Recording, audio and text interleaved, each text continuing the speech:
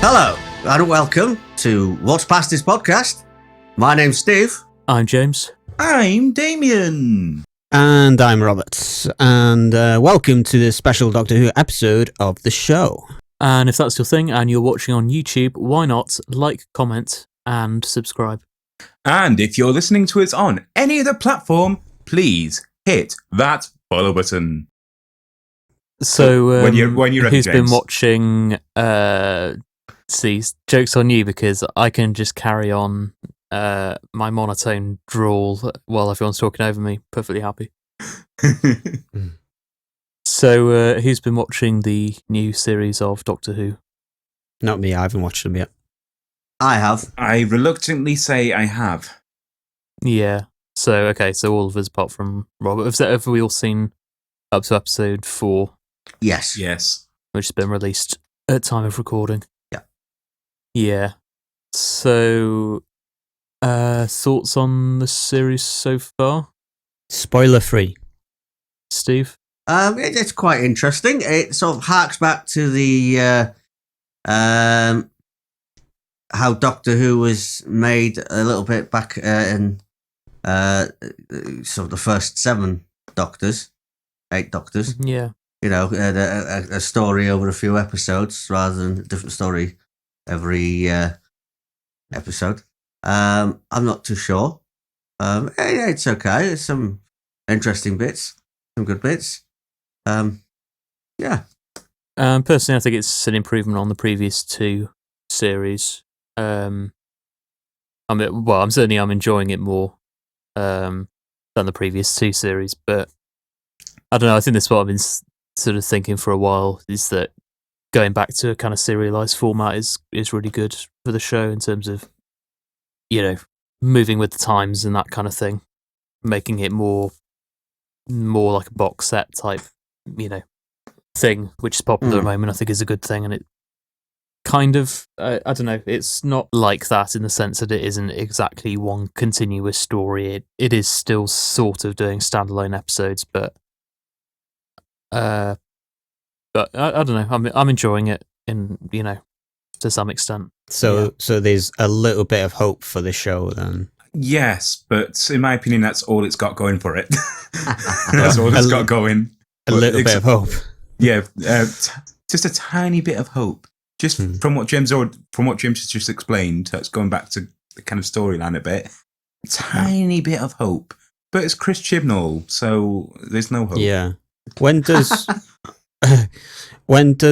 Russell T Davies take over? Good question, James. I think it's a year's time. For the there's a couple of specials, isn't there? A few specials before that. Yeah, there's a New Year's Day special, I think an Easter special, and one more. But I think, does he take over for the anniversary or the 60th anniversary? Actually, I'm not sure.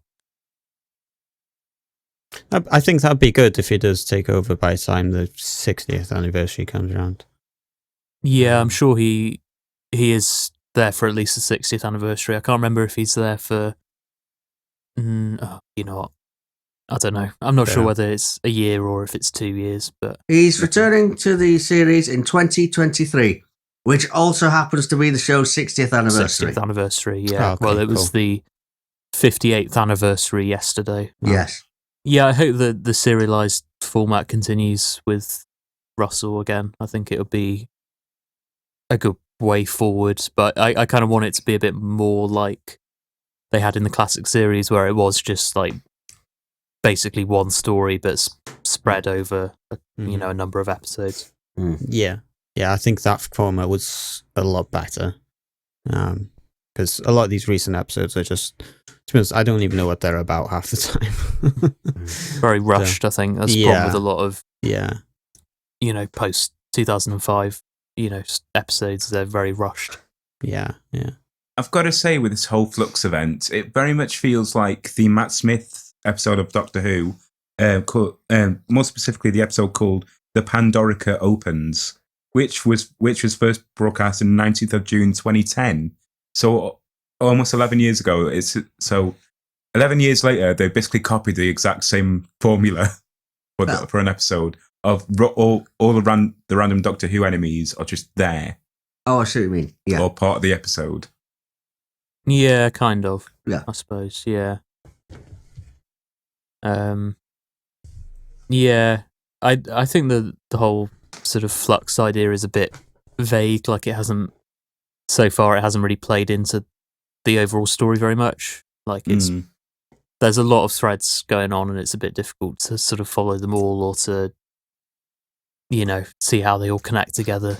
I'm willing to bet that they're going to follow up on what Flux is on chapter 6, basically the last chapter. Yeah, which worries me a little bit because it just seems like each episode so far has been like adding more stuff and more stuff and more stuff without, you'd expect by episode 4 they maybe start to tie things together more, but we're still just shoveling things on. It very much feels like children playing with their toys going, and then Superman comes in and flies a kite, and then Deadpool comes and then Superman kills him, but then Deadpool is alive, but then this happens, and then that happens, and then this happens. It very much feels like that. Okay. Yeah, it does feel a little structureless, and yeah, I think either the ending will either be really rushed or it will fail to kind of tie everything together, or both. I'm willing to bet it's going to be one of those three that you just said. Yeah, so I think really like what this format should do is do what sort of crime dramas do really well, which is introduce a mystery and then it deepens, and then but by the end you tie everything up and it's really kind of neat and tidy, and the answers by the end. I think that's and that's why that form of TV is so popular at the moment, is because although it's long form, it keeps you interested because you want to know the answers, and it pays off in the end because you find out the answers. And I think that's kind of what the show needs to do. And if it's just like we need to keep the audience interested by throwing more stuff at the screen all the time, then you fail to fulfill that promise of this will all be wrapped up at the end, sort of thing. There's a lot of theories going about in regards to who Swarm and Azure really are. They seem to think that they are certain people from the Doctor's past. I don't know. What do you think? Do you think they are somebody else, or just they actually really are just Swarm and Azure? I don't know. I reckon it's something from the Doctor's future that is basically confused. Plus, also, yeah, they seem to have employed, well, more or less each of every one of the Doctor's enemies as part of the division, haven't they? And even the Doctor herself as well. Yeah, it seems like maybe a slightly lazy way of sort of tying all these, or trying to tie these things together without actually having much coherence. I don't know. There's the whole sort of thread of like the Time Lords before, the ancient history of Gallifrey and all that kind of stuff. I don't know. I really don't know at this point. It's I'm struggling to keep track of it all, to be honest. So does old enemies appear in this Flux series? Yeah. The enhanced Cybermen, as I like to call them, they're in it. The Daleks, briefly. The Daleks are in it briefly as well. Yes. Sontarans, is that? Sontarans. Yeah. I'm thinking of the raisins right now instead of the potatoes. The Weeping Angels. Yep, Weeping Angels are in it, and they're now playing a big part in it. Spoilers. Yeah. Yep. Who else is in it? Oh yeah, the Doctor's either past or future self, which is still very much unknown, even though it's known. Is it that lady? Is it? Yeah. I think it is the past self, I would say. It's still very confusing though. That whole Joe Martin thing is still confusing to me. I still think I think that's the Doctor's past self myself. Yeah, I think so. Because she gets I don't remember you. How come I can't remember you? Yeah. Somehow her memory's been wiped and she can only remember so far back. Further than that, it's disappeared, the memory. So hopefully there'll be an answer as to why that's happened as well at some point. Yeah, I think part of the problem with this series is that it's focusing a lot on that stuff, which carries on from the last series, which is fine in and of itself, but I think it's to the detriment of the story at hand. In a little, I feel like it should either be all about one thing or all about the other, but it's kind of jumbling two different things, two different threads together. Well, just a question though, with the Joe Martin Doctor thing, would you guys prefer her to be the Doctor's past self or future self, or do you just not mind? Future self, because I don't want it to mess with anything in the past, because it's already ruining that. That one episode has already ruined the lore of Doctor Who for me. Right. Like it ruined what I loved about Doctor Who, basically. Yeah. And how come it did that for you? Just out of interest. It's just another case of, wow, you thought this was the 11th Doctor, or you thought this was the 9th Doctor. Well, no, they end up being the 3,932nd Doctor. Yeah. I think it's just, why don't mess with something that's already good. Add to it, not remove or replace. Yeah, I think personally as well, I'd prefer it to for them to say that it's a future self as well. I think because then I don't know, within the show, I think if it is her past self, it's like it spoils that whole first female Doctor thing. But obviously not in real life, but like just regarding the story, if that makes sense.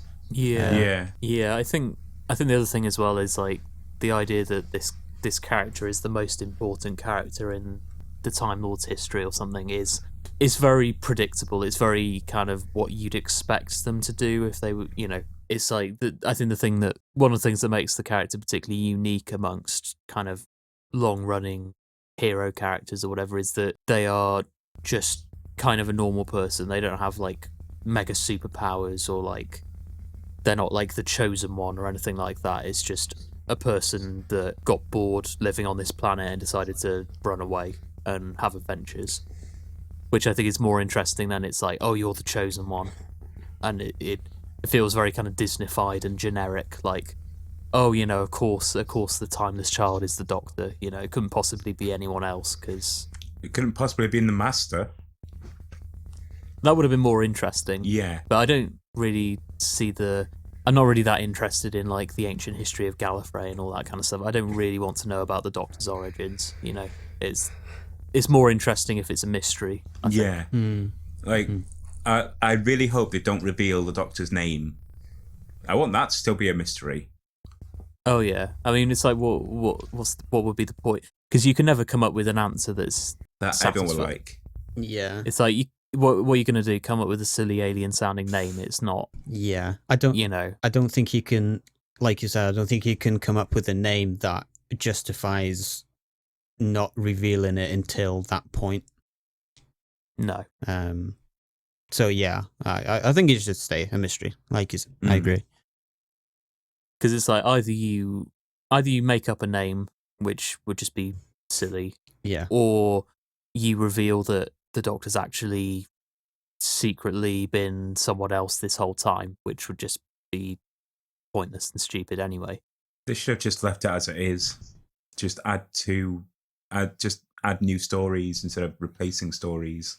Yeah, I think sort of examining the past too much is a bit.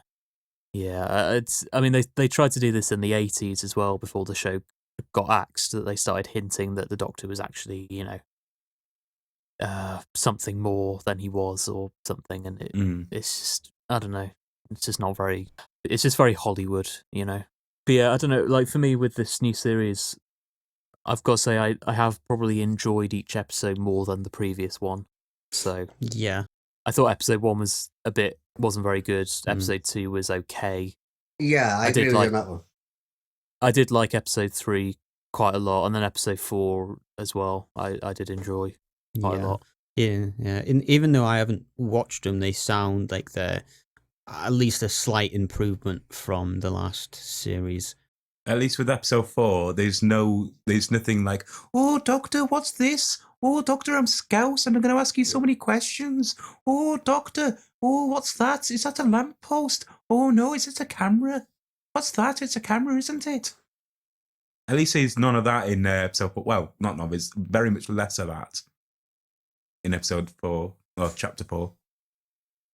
Yeah, I mean, I think it's the same problem that the companions in recent years have largely been sort of cardboard cutouts that are just there to, spout out. I mean, the companions have always been there to spout exposition, but I think that they do tend to be particularly wooden in, recent years, and having 3 of them didn't help. And I think they should always have the companion do something. Like for example, Rose Tyler and Donna Noble, for example, if I was to use the David Tennant era, they'd done something. They were vital to the storylines. Yeah. Whereas the companions in the recent years from pretty much most of Jodie Whittaker era of Doctor Who, they're expendable. Yeah. They can literally be killed off and no one cares. To be honest, I struggle to remember their character names, to be honest. All I remember is that people are trying to ship Doctor and Yaz together. That's literally that's the only reason why I know Yaz's name, the character name. I don't understand that at all. No, I don't see a shred of chemistry between them. No. Especially with these latest episodes, it's like the Doctor hates Yaz. Yeah. Wow. Yeah, I just think it's like people are almost kind of, and I think it's the same with Jo Martin's Doctor as well, a little bit, that people seem to really like her as the Doctor, which is fine, but I think it's a little bit weird because there's been so little of her. It's like, can you really kind of go, oh yeah, she's amazing? It's like, well, she's barely had any time on screen, but I think with a lot of these characters, they're so vague that people can kind of imprint their own impressions or their own desires for these characters onto them and kind of go, oh yeah, they're great. They can kind of make them what they want to be because there's so little there. Yep. So they particularly, they really like if the Doctor had a relationship with Yaz, and so they kind of make this up that there's chemistry there, even if there's nothing actually on screen. But you see, this is how fan fiction is made. So basically, fan fictions can be made of Doctor Who, basically Doctor and Yaz streams. Oh, I'm sure that already exists. But I liked episode 3 because it was quite experimental, and I like it when Doctor Who does weird experimental stuff, like Heaven Sent from a few years ago, or Turn Left. That was a good episode. I love the Turn Left episode. That was a good episode, yeah. Or that was good. Even like Vincent and the Doctor a little bit, doing something that's quite different. And I felt that episode 3 was kind of like that a little bit. Kind of just doing some kind of weird surreal stuff was quite fun and different. It reminded me of a bit of an audio story called Zagreus, which is I think it's the 40th anniversary story. And it basically has a bunch of the Doctors and companions playing different roles from their usual ones. And it's this kind of really surreal story pieced together from all these different plot threads. And it's got these kind of weird and bizarre, like Peter Davison's playing like a talking duck and stuff like that. It just like weird off the wall stuff. And it kind of reminded me a bit of that. You said Zagreus. That was also streamed with the Scream of the Shalka animated series. Oh, right. Oh, okay. I've never seen Scream of the Shalka, must say. I have. It's all right, but it's come to as you expect. Can't imagine the audiobooks, like they're describing what they see, but on the animation they're describing what they see whilst pointing at what they're seeing. I can see it myself. You don't need to tell me. That is a common feature of the audios. That look, Doctor, it's like a giant squid coming out of the wall, and it's coming right towards it, all that kind of stuff. It's kind of just part of the genre, really. But yeah, that story, it has a lot of people. Like, it has a massive cast list. Oh yeah, no, it's not Peter Davison. It's Sophie Aldred playing Captain Duck. Captain Duck. Yeah. Nicholas Courtney, the Brigadier, plays the TARDIS. It's Plays the TARDIS. I can't even remember. It's a very strange. It's 4 hours long. It's amazing. But but yeah. Anyway, and episode 4 I liked as well. I thought it was it was fairly standard kind of what you expect Weeping Angel's story, but it was just kind of quite well done, and it had some nice imagery and nicely directed and nice ideas in there. I love the imagery, but in the last 1 minute of that episode, they suddenly decided to cheap out on CGI. Did you see it? Like the doctor was in that scene with the doctor. The last Weeping Angel definitely looked like plastic or rubber. Yeah, some of the it's weird. Do you guys know what I mean? Robert won't. I'm not going to tell Robert this, but do you guys know what I mean? Yeah. It's weird, isn't it? There's been some really, really good CGI in this series, like some really great CGI, and then there's been some really, really shoddy. Yeah. Like, do you remember there's a shot in the first episode? There's this planet being destroyed, and there's like just some people, kind of some aliens, sort of running towards the camera, and the planet gets destroyed. And it was like looked really, really, like it was from at least 10 years ago. Like this, it was not very good quality. But it's weird that in all 4 of these, they have like 90% of it is decent CGI, and then they have this like 1 minute or 2 minutes worth of really bad CGI. Yeah, it's weird. Yeah. The Daleks in episode 3 as well that was just like uncanny valley for me. Yeah, We've touched on that in a previous episode. The Daleks supposedly I don't know if you've heard about this. They have supposedly a contract with the Terry Nation estate. Terry Nation, the guy who created the Daleks, that they have to appear once in every season to be allowed to keep using them in the show. Oh, right. What? Because they own the rights to the Daleks. So to continue to use them in Doctor Who, the BBC have to include them once every series. Even if it's they could possibly get away with a cameo. Yeah. Like, it's just like a random picture of a Dalek. Here's a Dalek, then we can use them for another series. Yeah, literally, yeah. Supposedly, I don't... yeah. So I wouldn't be surprised if that's what that was. Because it was like, oh, there's Daleks in it, but they didn't do anything. They just kind of glide past and that's it. They didn't do anything. They weren't interested. No.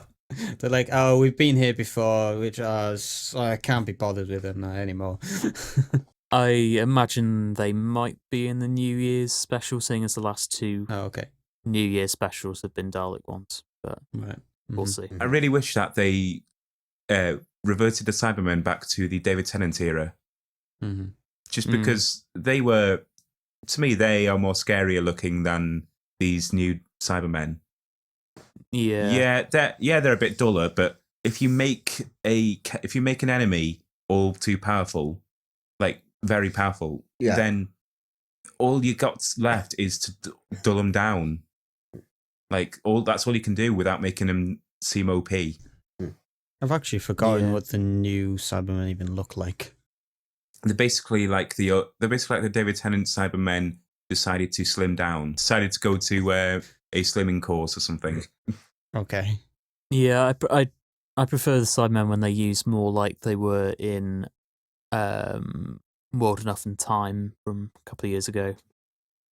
The original Cybermen, where it's kind of creepy body horror stuff. Oh, yeah, that one as well. Yeah. Oh, yes. You should either go back to that or the David Tennant era. I mean, there was a few different iterations of the Cybermen in that episode, wasn't there? Yeah. Or in that couple of episodes, yeah. You see them, like different ones over time. Yeah, I like that kind of when they do the sort of more body horror aspect of it. Like, they're more like basically zombies in survival suits rather than super robots. Yeah, super that's true, robot kill machines, Yeah, that's quite a good description, actually. Because I think they're, like, for me at least, their appeal is more in the fact that they're, it's this kind of zombie thing more than they're more creepy than they are like dangerous, if that makes sense. Like they're in the same way that the thing that's more interesting about the Daleks is that they're an analogy for fascism rather than just being like robot killing machines. I really think Doctor Who should bring back some old enemies. For example, on Sarah Jane Adventures, the Trickster. Yeah, bring Trickster back. We don't want them. We don't want the Slovene back. No way. Why? Because all you need is some vinegar, splish splash, and they've gone. I mean, it's that easy. One of these enemies is literally just called robots. That's not helpful. I haven't seen it since it was broadcast, really, so I don't remember very well. I haven't seen it at all. I've only watched Torchwood. It's the only spin-off. Oh, Steve just pointed out something now.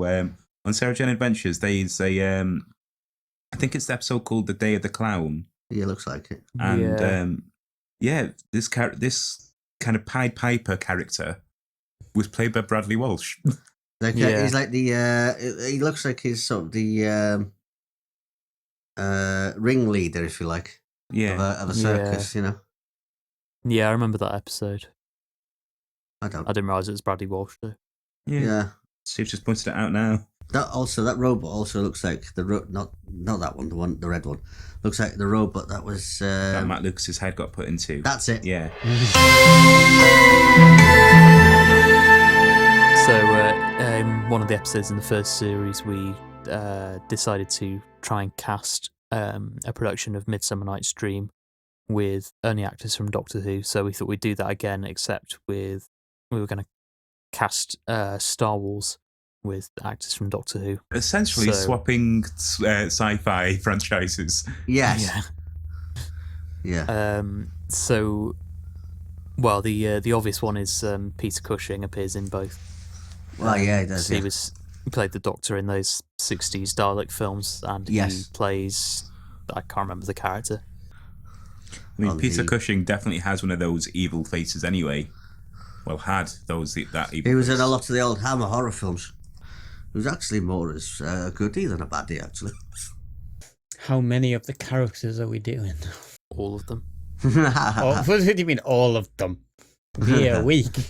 David's going to have fun editing. Yes, just realised that myself. So John Bishop's character. So for John Bishop, I'm thinking, I spoke to Rob and Steve about this earlier. I was thinking he could be a stormtrooper who never takes off his helmet and who never talks. But then Rob decided to suggest he's the stormtrooper that hits his head on the doorway. Yeah. You can put that one. Even though I haven't watched the new episodes, but just from the feedback that I'm getting, he can be that one. Who play Darth Vader then? Ooh. You'll love this, Chris Eccleston. A northern Darth Vader. I was gonna go the obvious and say John Sims, actually. John Sims. Yeah. The Master. Yeah. Who played the Master? Yeah, David Tennant. I would think he'd be more of the Sidious. Okay. Not Doppelgangers. Sidious. Okay.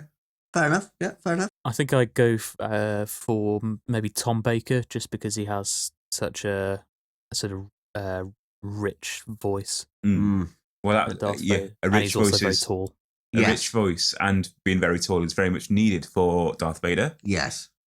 So John Sim would definitely be good for Sidious, because Sidious is kind of wacky, but not. Yeah, no, that's fine. That works. And basically, how John Sim played the Master would be brilliant for Sidious, really. Yeah. Okay. Cool. Okay. My question then to you lot is, who would play Yoda? Oh. The Face of Bo. The person who played Face of Bo.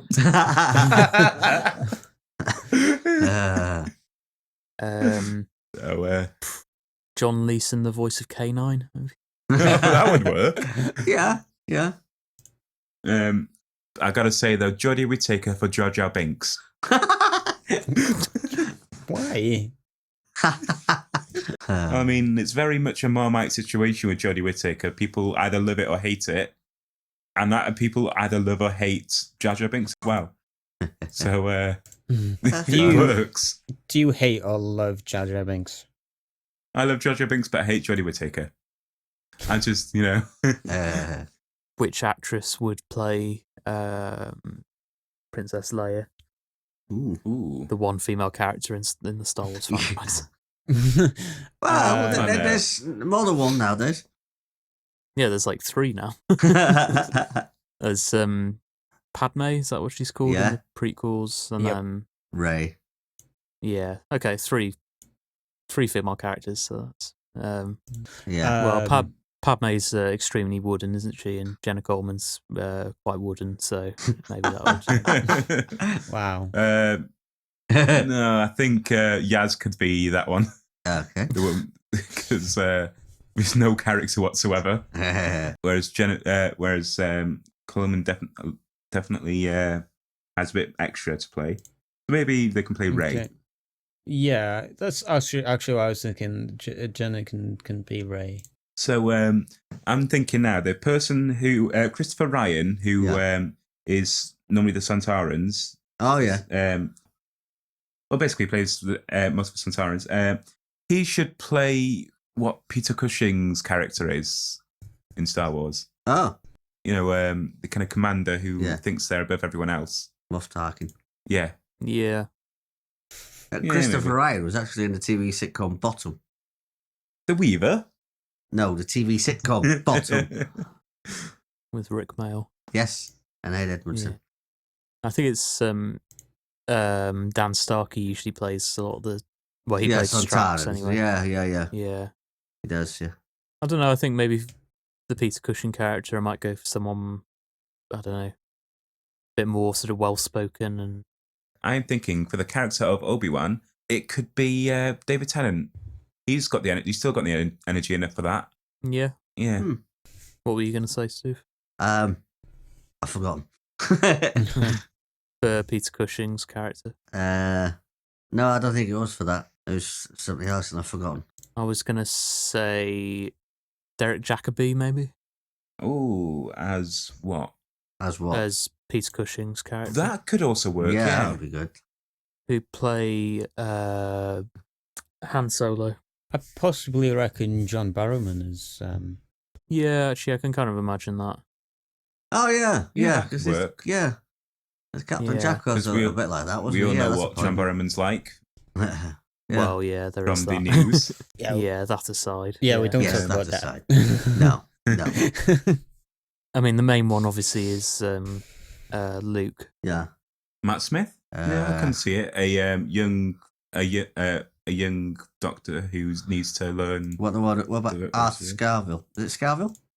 Darville. Darville. Sorry, Arthur, if you're listening. Okay, don't. I think I might have got mixed up with Arthur Scargill. I think Arthur Darville. I think Arthur would work as a young Obi-Wan. Like a young Yeah. Obi-Wan. Did you see him in Treasure Island, the National Theatre No. broadcast? It was one of the ones that was broadcast at home Oh, right. No, I didn't see him in that. at the start of the pandemic. It was he played Long John Silver. Did he? Yeah. Oh. Yeah, it was very good actually. Okay. Wasn't expecting to say that character, to be fair. Yeah. Yeah, so he's obviously quite versatile, I think. Would you reckon Karen Gillian as Leia, maybe? I don't know. Yeah, I can kind of. Yeah, actually, in a way, young Peter Davison has that kind of youthful quality that Mark Hamill has a little bit. Kind of see that. I mean, they're both blonde, so Who would play R2D2 and C3PO? Well, whoever's playing the Daleks. Yeah. yeah. He could be the voice of C-3PO. So basically, it's a Dalek and a Cyberman. Yeah. Well, they're both voiced by Nick Briggs, so there you go. Who do you reckon should play Jabba the Hutt? Needs to be big and commanding. Think they are the best of all worlds. Chris Eccleston. Wow. You are hiring him for a lot of roles. What can I gonna be say? the He most- wants all the roles.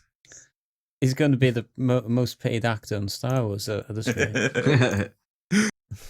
Peter Capaldi could play the Peter Cushing one, actually. Yeah, that's what I was Yeah. thinking, actually, yeah. That'd be a good one. Replace peas with peas. Yeah. Plays Peter Cushing with Peter Capaldi. Yeah. Peter C with Peter C.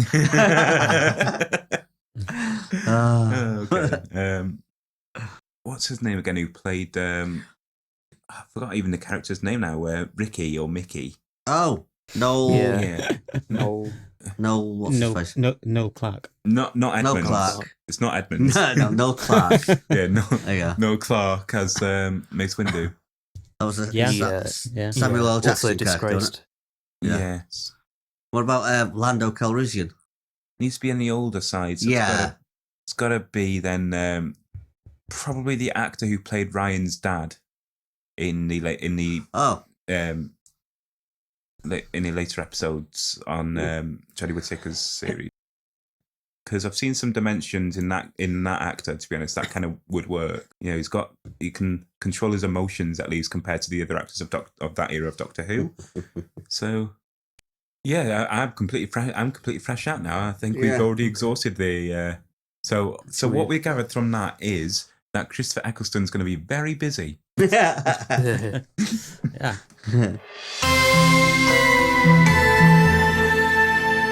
Okay, so in keeping with this week's theme, I've got 5 Doctor Who related questions for you to answer. Question 1. The author of which other iconic British sci-fi franchise was previously the showrunner of Doctor Who in the late 1970s? Question 2. The 5th Doctor, Peter Davison, shares his real surname with which new series showrunner? Yes, it is. Yeah. I had to think about that for a second, but I've got it. Question 3. Which lost Shakespeare play featured in the episode The Shakespeare Code? I am just putting a random Shakespeare play because I forgot, and you probably asked this question 30 times in the past now, James, and I still won't get the answer right. Question 4. Patrick Trouten and John Pertwee both served in which branch of the armed forces during the Second World War? Yes, I think I'm going to be today's big loser. Well, you got a 1 in 3 chance with that one, so... Not if I don't know my history. It could be the Serbian Marines. Finally, question 5. Which actor, whilst playing the Doctor, married his companion, then subsequently divorced her whilst they were both still on the show? I'm ready. Yeah. Ready for the answers. Are you, Rob? Rob? Yep. Go ahead. Question 1. The author of which other iconic British sci-fi franchise was previously the showrunner of Doctor Who in the late 1970s? Anyone? Douglas Adams. Yeah, but the question was which sci-fi franchise, not the author. Yay! Oh, well, it's Hitchhiker's Guide to the Galaxy then. It is, yeah. Well, I put George Lucas Star Wars. Okay, well, not British, but okay. It's the Rob? only thing I can think of. I didn't have a clue. I didn't buy anything there. Question 2. The 5th Doctor, Peter Davison, shares his real surname with which new series showrunner? Russell T. Davison? Yeah. I mean, I suppose it's an educated guess. No, I only got this because I remembered the name of his daughter. It's, the showrunner was Stephen Moffat. The daughter was Georgia Moffat, now married to the previous Doctor. Question 3. Which lost Shakespeare play featured in the episode The Shakespeare Code? I'm not answering because I don't want to embarrass myself. I'll answer then, shall I? Yes, Steve. You'll answer. Go on then, Stephen. Love's Labour 1. Yeah. Oh, I am correct. Love's Labour's 1. I am correct. Okay then. Why didn't I you thought tell it me, was. Steve? That's why I said, why don't you say it, David? I realised you had the same answer as I did. That was a Oh, did you get it right? yeah. Yeah. That was a guess. It's confusing because there's a play that isn't a lost play called Love's Labour's Lost, and the sequel, Yeah. Love's Labour's 1, is the lost play. Anyway. Yeah. Question 4. Patrick Troughton and John Pertwee both served in which branch of the armed forces during the Second World War? I'll start since it doesn't sound so stupid. Royal Air Force. No, I went for Navy. it is the Navy. Yeah. Oh. John Pertwee became famous for a long-running radio comedy show called The Navy Lark. Oh, right. And finally, which actor, whilst playing the Doctor, married his companion, then subsequently divorced her whilst they were both still on the show? Rob? I'm not answering any of these. Rob? No. When you're ready, Rob. No. No. We wait upon your leisure. No. No. No. No. No. No. No. What was your guess? Anyone? Damian? Colin Baker. I went for the other Baker, Tom Baker. It was Tom Baker, yeah. Ooh. You can have half a point for the surname, though. Yay! I'm 1.5 above Robert. Maybe. What has Robert put? I haven't put anything. So you had a 1 in. I'm not You had a I'm 1 in not- 12 guess, though. Yeah. Yeah. No, I was wrong anyway.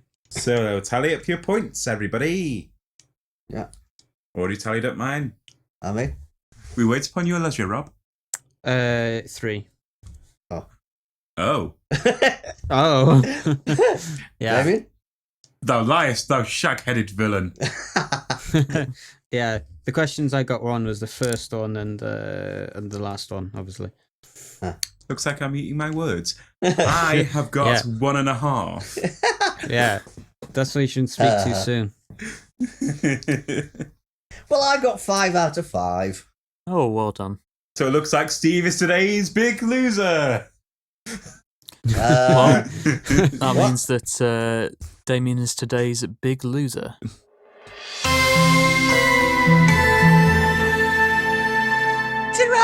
And that noise means we've once again come to the end of an episode. If you liked what you heard, don't forget to like, comment, and subscribe. This podcast is also available on a number of other streaming platforms. Why not check us out on Spotify? Don't forget to check out the links in the description for our other channels and websites. On that note, it's a goodbye from me. It's a goodbye from me. It's a bye-bye from me. And to play us out, here's James's version of the Doctor Who theme tune from our production of Aladdin in 2019. As always, we hope you enjoyed this episode, and until next time, goodbye.